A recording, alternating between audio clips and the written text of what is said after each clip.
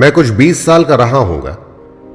एक दिन मैंने एक ऑडिशन से घर लौटकर दिल्ली में अपने पिताजी से कहा कि अब मैं दिल्ली में नहीं रहना चाहता। यहां जो देखो मुझे सिर्फ इसलिए काम देने को तैयार है क्योंकि मैं वीएम बडोला की औलाद हूं।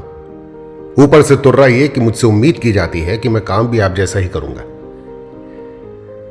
मेरे पिताजी ने थोड़ा सोचा और फिर कहा कि भाई देखो, मैंने अपना नाम बहुत मेहनत से इतने सालों में कमाया है, अब उसका तो मैं कुछ नहीं कर सकता। हां, पर अगर मेरा नाम तुम्हारे आड़े आ रहा है तो फिर वहां चले जाओ जहां पर कि ऐसा ना हो। मैं बंबई आ गया। मेरे पिताजी ने मुझे बैठाकर कभी कुछ नहीं समझाया। उनके समझाने का तरीका अलग था।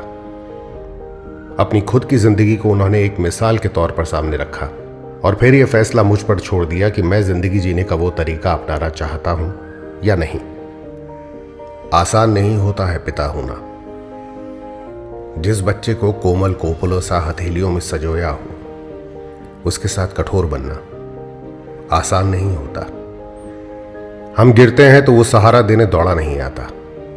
हम लड़खड़ाते हैं तो वो बैसाखियां लेकर खड़ा नहीं मिलता। यहां तक कि कभी कभी खुद एक चट्टान बनकर खड़ा हो जाता है वो हमारी राह में, ताकि हम तैयार हो सकें जीवन के महासागर की चुनौतियों से जूझने के लिए।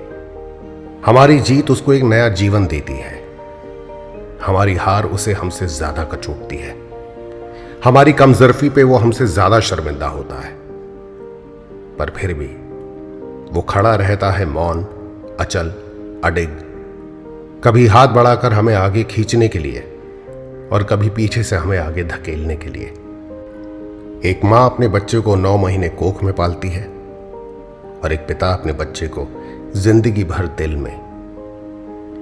पिता बनना आसान नहीं होता। भारत पेट्रोलियम की तरफ से सभी लोगों को फादर्स डे की बहुत बहुत शुभकामनाएं।